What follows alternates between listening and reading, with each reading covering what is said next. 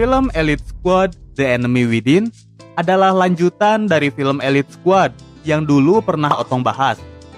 Bagi yang belum nonton, cerita akan berfokus pada Nascimento dan Machias yang merupakan anggota pasukan elit bernama Boab.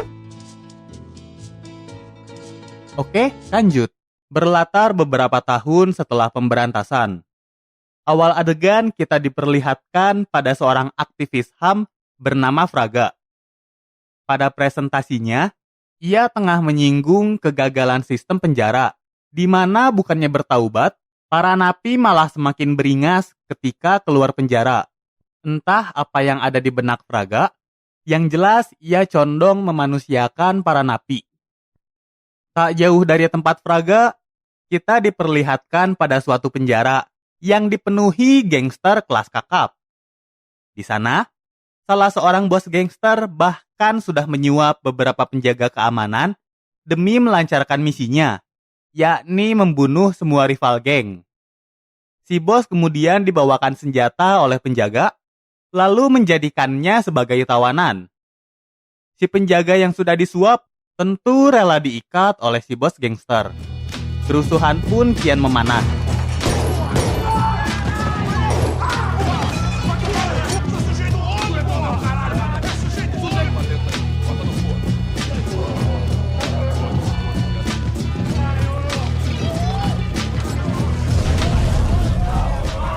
Kerusuhan yang tak terkendali membuat Boab kembali dipanggil. Nascimento yang tidak jadi pensiun bertugas sebagai pemberi komando. Lalu, Machias dipercayai menangani pemberontakan di penjara. Nascimento mencoba nego dengan bos gangster, tapi si bos enggan. Ia lebih baik berbicara kepada Fraga karena takut dijedor di tempat.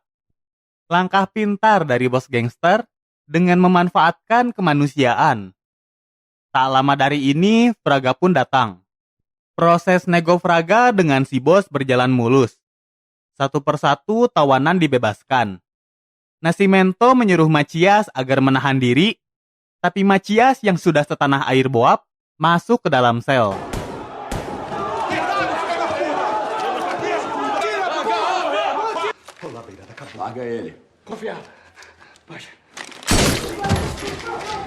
Bajunya Fraga yang bertuliskan HAM terciprat darah si gangster. Seakan-akan tersirat, HAM tidak dihargai di sini. Di depan awak media, Fraga menyalahkan Nascimento dan Machias atas insiden ini.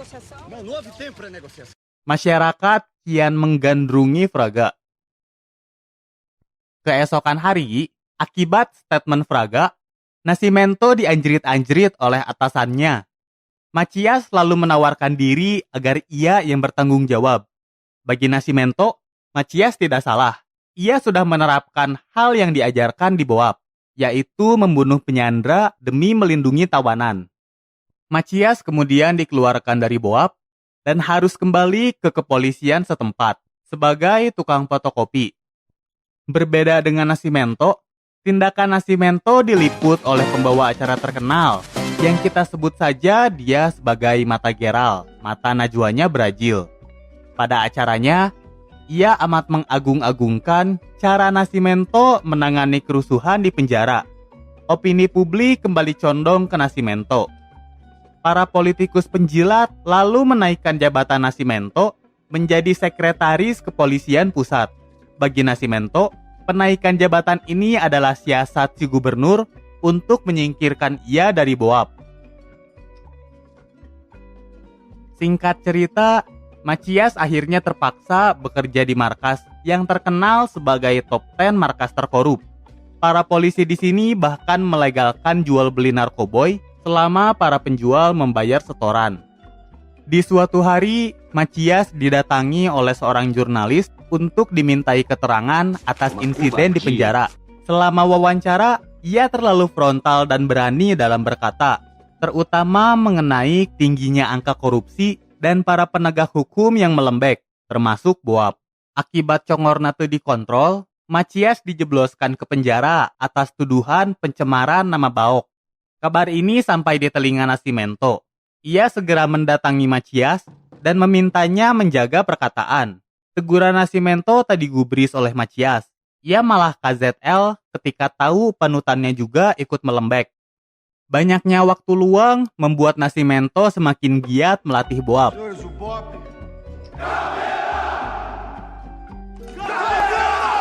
Dengan jabatan yang sekarang, ia membuat peraturan baru mengenai jumlah maksimum personil Boab. Kini, Boab tidak lagi beranggotakan 100 orang, tapi menjadi 300. Nascimento juga menggelontorkan dana yang cukup besar untuk membelikan kesatuan ini mobil tempur serta helikopter. Ia berencana membuat Boab semakin beringas.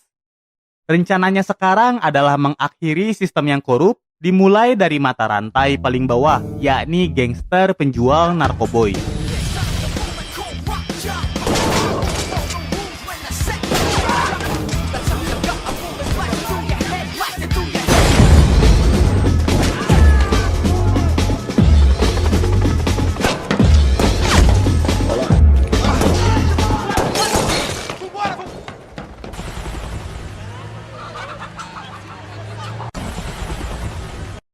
Empat tahun berlalu. Rencana Nascimento mengakhiri sistem yang korup perlahan membuahkan hasil. Pemberantasan gangster berakibat pada mata rantai berikutnya, yaitu polisi korup. Uang sogokan yang mereka terima kian menipis, sebab mata pencaharian para gangster kini hanya berasal dari penyedia layanan TV kabel. Bisnis TV kabel tentu tidak mencuankan, tapi tingkat dijedor oleh Boab lebih rendah. Kalau begitu, apakah korupsi di kepolisian ikut menghilang? Oh, tentu iya. Meningkat. Para polisi korup melihat kesempatan bisnis ini dan segera membunuh para gangster penyedia layanan TV kabel demi memonopoli bisnis. Nyaris semua sektor bisnis dikuasai oleh polisi. Pihak yang susah diatur akan dibinasakan.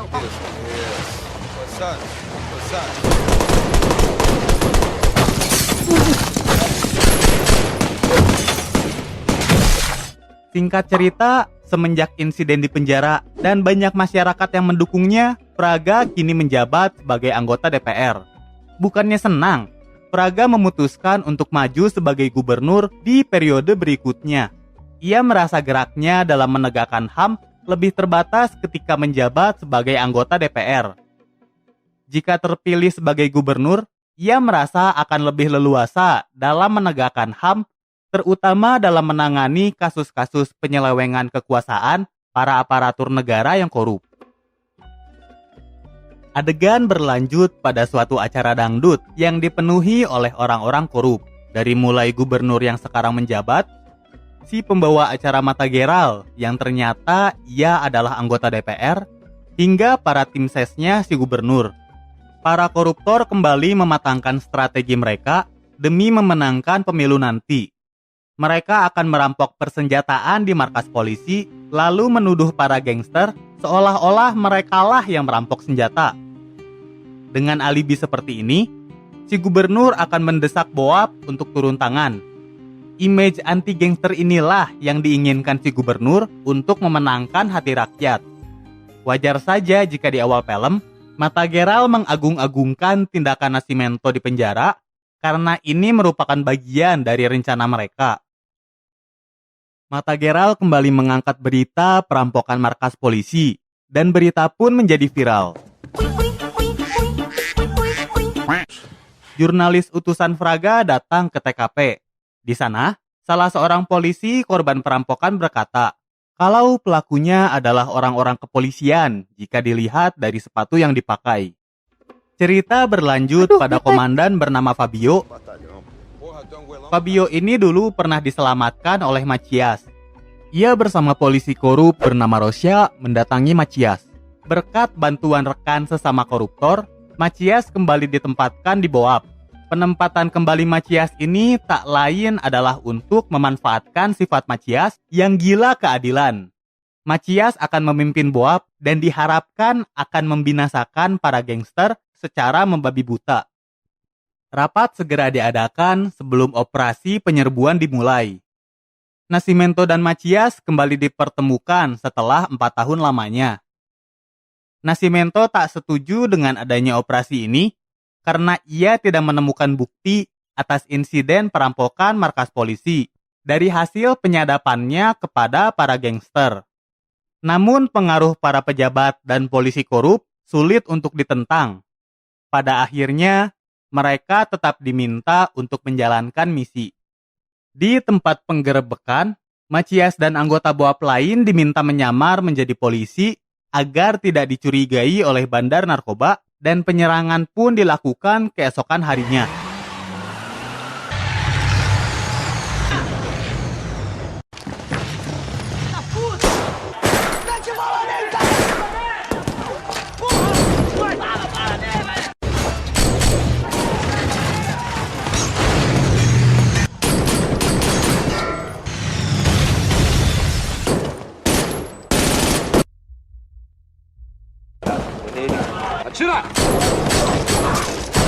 BOAB berhasil meringkus beberapa anggota bandar narkoba dan mengamankan senjata api mereka.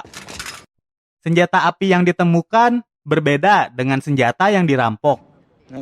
Mengetahui banyak kejanggalan, Macias menginterogasi si bos gangster sesuai ajaran Nascimento di BOAB. Digaplok, dikresekin, gaplok lagi, kresekin lagi. Sebab si bos sudah mengatakan hal yang sebenarnya. Tapi apa yang mau dikata, memang si bos gangster tidak merampok markas polisi. Macias naik pitam. Ia mendesak Fabio dan Rosia agar berkata jujur. Alibi mereka mulai terendus. Tak disangka-sangka, Fabio pun kaget. Hati Nur Aini Fabio tersentuh.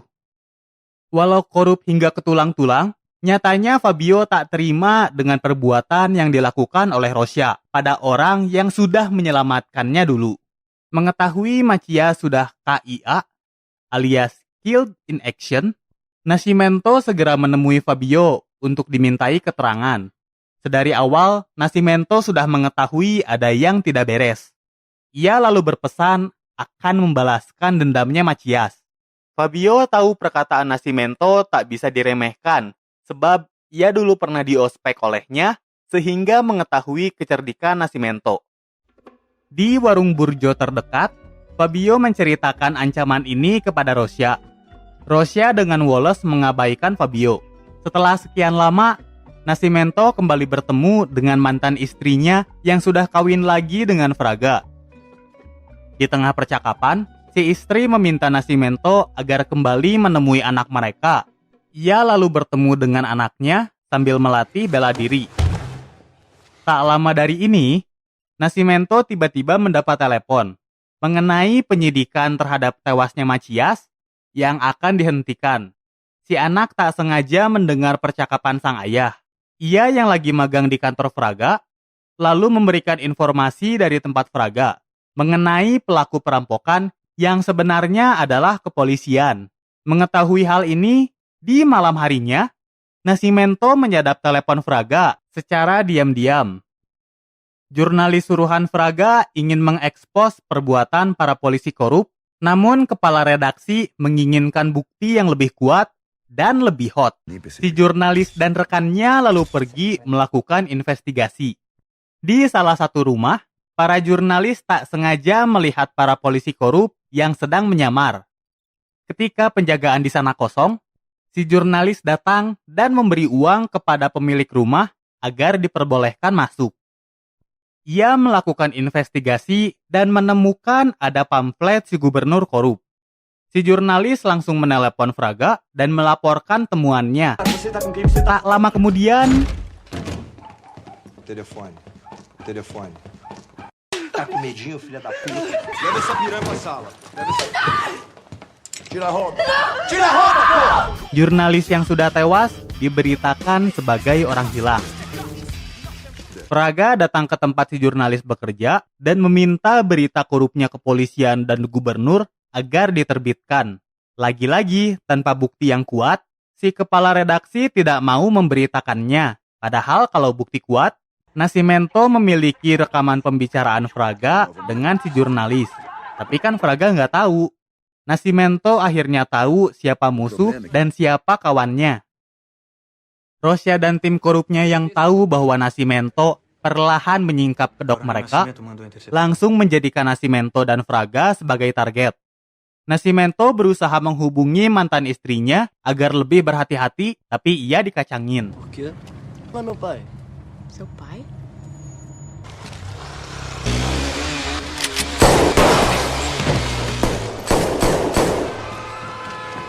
Sayang, anaknya Nascimento terkena tembakan dan ia pun koma.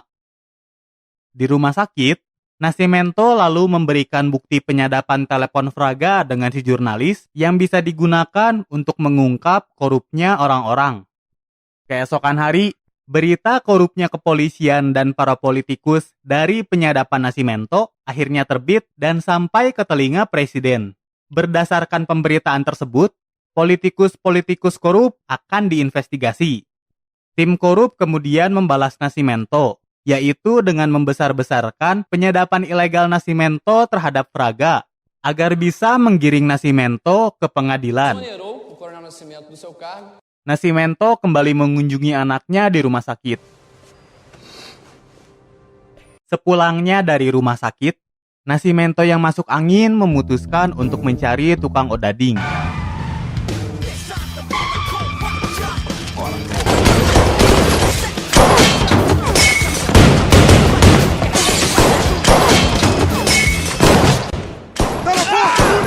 Nascimento sudah menduga hal ini sehingga ia meminta para anggota BOAB untuk mengawalnya.